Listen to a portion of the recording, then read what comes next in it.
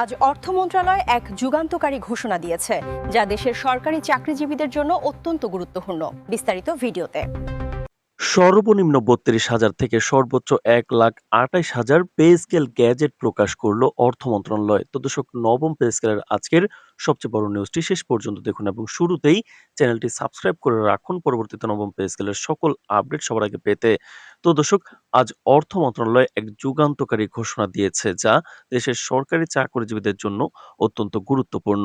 দীর্ঘদিনের পরিকল্পনা ও আলোচনা শেষে মন্ত্রণালয় সরকারি কর্মচারীদের নতুন পে স্কেল গ্যাজেট প্রকাশ করেছে। নতুন বেতন কাঠামো অনুযায়ী সর্বনিম্ন বেতন ৩২,০০০ টাকা থেকে শুরু হয়ে সর্বোচ্চ ১,২৮,০০০ টাকা পর্যন্ত নির্ধারিত হয়েছে।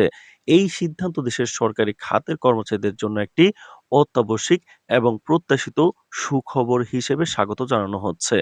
অর্থ মন্ত্রণালয়ের সূত্র জানিয়েছে, নতুন পে স্কেল প্রণয়নের পেছনে মূল লক্ষ্য ছিল সরকারি খাতের কর্মচারীদের আর্থিক নিরাপত্তা নিশ্চিত করা এবং তাদের কাজের প্রণোদনা বাড়ানো। মন্ত্রণালয়ের এক শীর্ষ কর্মকর্তা সাংবাদিকদেরকে জানান, আমরা চাইছি সরকারি চাকরিজীবীরা যেন আর্থিকভাবে সচ্ছল হন। পে স্কেল তৈরি করার সময় আমরা ন্যায্যতা, কর্মক্ষমতা এবং বাজারের চাহিদা সবকিছু বিবেচনা করেছি। বিশেষভাবে নিম্ন গ্রেডের কর্মচারীদের জন্য বেতন বৃদ্ধি বেশি রাখা হয়েছে, যাতে তাদের জীবনযাত্রার মান উন্নত হয়। নতুন পে স্কেল প্রকাশের সাথে সাথে দেশের সরকারি খাতের কর্মচারীদের মধ্যে আনন্দ ও উচ্ছ্বাস লক্ষ্য করা গেছে। অনেক কর্মচারী সামাজিক যোগাযোগ মাধ্যমে তাদের আনন্দ প্রকাশ করেছেন। ঢাকার একটি সরকারি দপ্তরের কর্মকর্তা মোহাম্মদ রফিকুল ইসলাম বলেন, প্রায় ১০ বছর ধরে আমরা বেতন বাড়ানোর জন্য অপেক্ষা করছিলাম। আজকের ঘোষণা সত্যিই আমরা স্বস্তি অনুভব করছি। নতুন পে স্কেল আমাদের জীবনে অনেক ইতিবাচক পরিবর্তন আনবে। নতুন পে স্কেল বাস্তবায়ন শুধু বেতন বৃদ্ধির বিষয় নয়, এর সঙ্গে প্রশাসনিক শৃঙ্খলা, কর্মদক্ষতা বৃদ্ধি এবং সরকারি সেবার মান উন্নয়নের প্রশ্ন জড়িত। সেই কারণেই সরকার ধাপে ধাপে ও পরিকল্পিতভাবে এই প্রক্রিয়ায় এগোতে চায়। তো দর্শক, ভিডিওটির এই মুহূর্ত পর্যন্ত যারা দেখছেন, চ্যানেলটি সাবস্ক্রাইব করে রাখুন পরবর্তীতে নবম পে স্কেলের সকল আপডেট সবার আগে পেতে।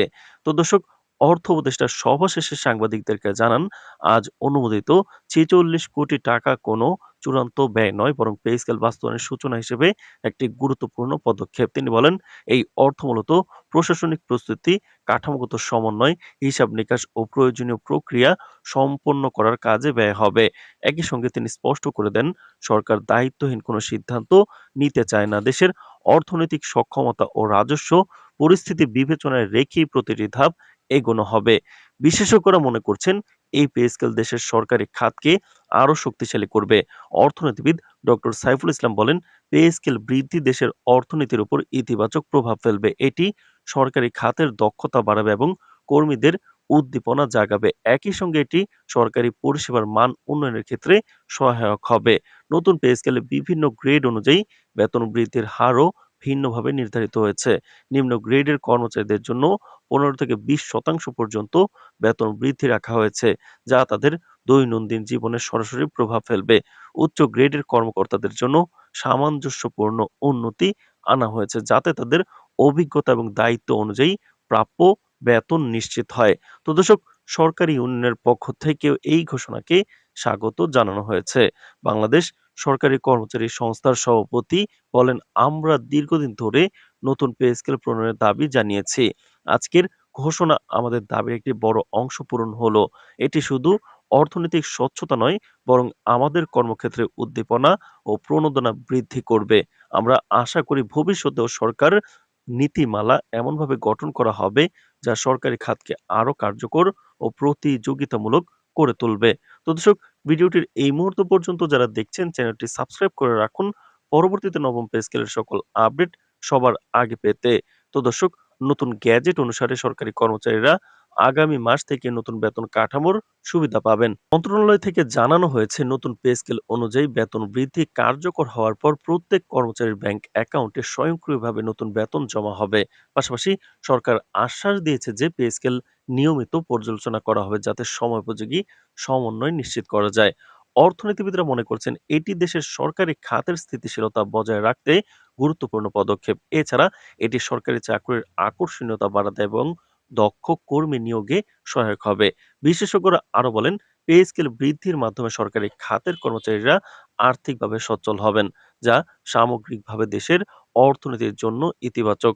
তো দর্শক, সংক্ষেপে বলা যায় আজকের ঘোষণায় সরকারি চাকরিজীবীরা যে দীর্ঘদিন ধরে অপেক্ষা করছিলেন তা পূরণ হলো। নতুন পে স্কেল গ্যাজেট শুধুমাত্র বেতন বৃদ্ধির মাধ্যমে নয়, বরং সরকারি খাতের কর্মীদের জন্য এক নতুন প্রেরণা, নিরাপত্তা এবং উদ্দীপনার সূচনা করেছে। এটি একটি বার্তা দিয়েছে যে সরকার সরকারি চাকরিজীবীদের কল্যাণকে গুরুত্ব দিচ্ছে এবং তাদের জীবনযাত্রার মান উন্নত করতে প্রতিশ্রুতিবদ্ধ। তো দর্শক, নবম পে স্কেল এবং মহার্ঘ ভাতার যে কোনো গুরুত্বপূর্ণ আপডেট সবার আগে পেতে চ্যানেলটি সাবস্ক্রাইব করে রাখুন। আজ এ পর্যন্তই, ধন্যবাদ।